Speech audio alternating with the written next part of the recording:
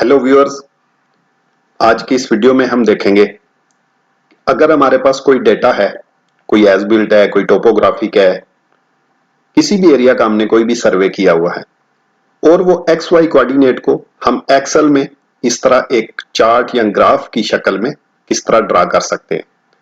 देखें, मैंने ये यहाँ पे थोड़ा सा डेटा ड्रा किया हुआ है, लेकिन लास्ट में ये देखें ओपन है, क्योंकि मैंने जो फर्स्ट पॉइंट था उसको लास्ट पे कॉपी नहीं किया हुआ था। ये बाकी देखें, कुछ डेटा मैंने यहाँ पे रखा हुआ है। ये एक फिगर का डेटा है 31। देखें, मैंने 31 पॉइंट को लास्ट पे भी कॉपी किया हुआ है और फिर एक रो खाली छोड़ के मेरे पास कुछ और डेटा है, इसका भी देखें पॉइंट 35 मैंने लास्ट पे कॉपी किया हुआ है। लेकिन यहाँ पे 28 के बाद मैंने 1 नंबर को कॉपी नहीं किया था, इसलिए ये फिगर जो है ओपन रह गई थी। तो हम डेटा को प्लॉट करते हैं। ये देखें, सेम डेटा है मेरे पास, लेकिन देखें यहाँ पे मैंने जो पॉइंट नंबर 1 था लास्ट पे उसको कॉपी किया हुआ है। उसके बाद एक रो छोड़ के कुछ डेटा है और फिर एक रो के बाद कुछ डेटा है। पहले हम सिर्फ ये फर्स्ट वाला डेटा प्लॉट करेंगे और फिर ये वाला प्लॉट करके देखेंगे कि ये हमने खाली क्यों रखे हुए हैं। डेटा इसमें प्लॉट करने के लिए आप इंसर्ट के टैब में जाएंगे। इंसर्ट के टैब में ये चार्ट के पैनल में ये लास्ट ऑप्शन है आपके पास, insert scatter X Y R bubble chart. इस पे क्लिक करें। ये डिफरेंट ऑप्शन है, markers, smooth line with markers, smooth lines, और ये नंबर 4 पे आपके साथ ऑप्शन है scatter with straight lines and markers. Mostly यही यूज करते हैं हम लोग, तो मैं इस पे क्लिक करता हूं तो ये देखें एक चार्ट ड्राइंग में इंसर्ट हो गया है। ये जो सर्कल बने हुए हैं इनको आप ड्रैग करके चार्ट का जो साइज है इसको एडजस्ट कर सकते हैं। अब हमने इसमें डेटा ऐड करना है। डेटा ऐड करने के लिए लेकिन जैसे हमने चार्ट ऐड किया था ये बाय डिफॉल्ट इंसर्ट से डिजाइन के टैब पे चला गया था। यहां पे ये डेटा का जो आपके पास पैनल है इसमें ये सेलेक्ट डेटा का आइकन है, इस पे क्लिक करेंगे तो ये सेलेक्ट डेटा सोर्स की विंडो आपके सामने आ जाएगी। यहां पे ये लीजेंड एंट्रीज सीरीज के नीचे ऐड का बटन है, इस पे आप क्लिक करें तो ये एक और डायलॉग बॉक्स आपके सामने आ जाएगा। इसमें सबसे पहले है सीरियस नेम, इसमें आपने कुछ नहीं देना है। सेकंड है सीरियस एक्स वैल्यूज, इसमें क्लिक करेंगे और यहां से जो हमारी एक्स या ईस्टिंग की वैल्यूज हैं वो सिलेक्ट करेंगे। ये देखें मैंने सारे वैल्यू को सिलेक्ट किया है, यहां पे ये वैल्यू रेंज हमको शो हो रहा है। अब हम नेक्स्ट जाएंगे सीरियस वाई वैल्यू या जिनको हम नॉर्थिंग भी कहते हैं। उसमें जो कुछ भी लिखा हुआ था मैंने डिलीट कर दिया है। अब यहां पे मैं अपनी वैल्यूज ऐड करूंगा। ये देखें वैल्यूज हमने ऐड की। जैसे ही हमने वैल्यूज ऐड की, अभी क्लिक नहीं किया, लेकिन हमारा चार्ट यहां पे ड्रा हो चुका है। तो मैं इसको यहां से ओके और फिर इसको भी ओके कर देंगे। चार्ट हमारा ड्रा हो चुका है। ड्रा होने के बाद भी आप इसके साइज को एडजस्ट कर सकते हैं अपने स्क्रीन के हिसाब से। अब अगर आपको इसके ऊपर लेबल्स ऐड करने हैं, देखिए मैं किसी एक पॉइंट को सिलेक्ट करता हूं कि हमने इसके ऊपर एक्स वाई जो कोऑर्डिनेट्स हैं वो भी शो करने हैं। अब किसी एक पॉइंट को क्लिक करें, राइट क्लिक, और ये ऑप्शन है ऐड डेटा लेबल्स। अगर इसके ऊपर क्लिक करेंगे तो ये देखें यहां पे सिर्फ वाई वैल्यूज शो हो रही हैं।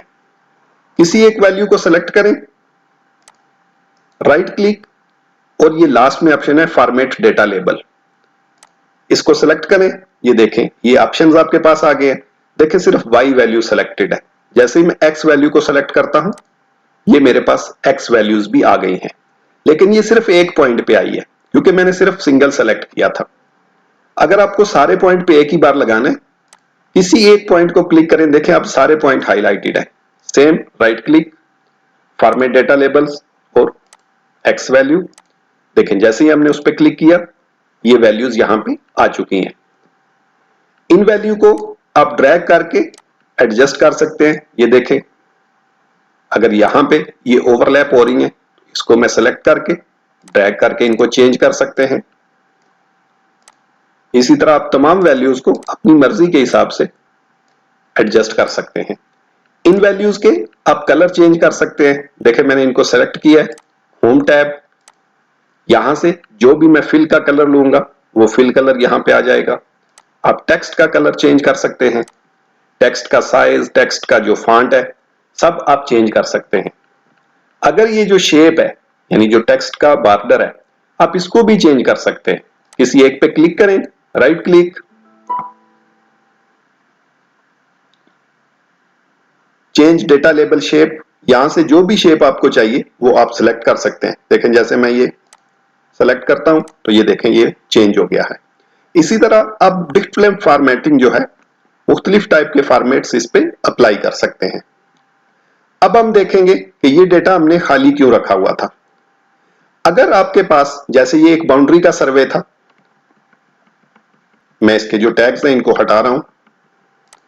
अगर आपके पास इस तरह बाउंड्री है और इसके अंदर भी कुछ डेटा आपने ऐड करना है, देखें इस चार्ट को हम डिलीट कर देते हैं, नया चार्ट ऐड करेंगे जिसमें हम ये डेटा जो है ये भी शो करेंगे। Again insert, scattered X Y values, data, select data, add series X values. अब देखें मैं ये 1 से स्टार्ट करके, पहले हमने यहां पे आके छोड़ दिया था, लेकिन अब मैं सारे पॉइंट जो है उनको सेलेक्ट कर रहा हूं। वाई वैल्यू इसमें जो लिखा है इसको डिलीट कर दें और हम अपने वैल्यू इसमें ऐड करेंगे।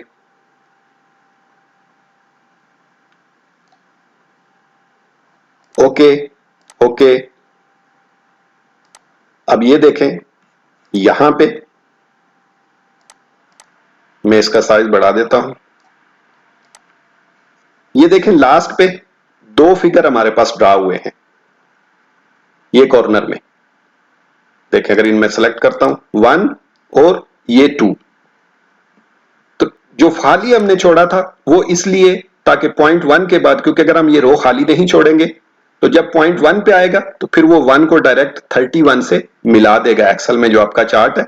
यानी यहां पे मेरा पॉइंट 1 था तो वो डायरेक्ट पॉइंट 1 से लाइन यहां पे ड्रा कर देगा। लेकिन क्योंकि मुझे इस बाउंड्री के सीक्वेंस को ब्रेक करके एक नई फिगर स्टार्ट करनी थी, इसलिए मैंने ये रो खाली छोड़ दी थी। फिर उसके बाद ये दूसरे बिल्डिंग का डेटा था तो मैंने एक रो खाली छोड़ दी थी क्योंकि मुझे डेटा को यहां पे स्टॉप करके ये 35 से नेक्स्ट फिगर ड्रा करनी थी, इसलिए मैंने एक रो को खाली रखा था। तो आई होप ये वीडियो आपको अच्छा लगेगा। अगर अच्छा लगे वीडियो शेयर करें। तो देखने के लिए शुक्रिया। नेक्स्ट वीडियो तक के लिए गुड बाय।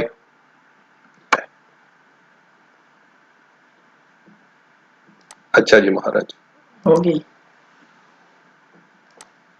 हो गई है। तू चाय नहीं पीती? ना, मैं भी आवाज आई। क्या आवाज है? इतनी आवाज का नहीं पता लगा।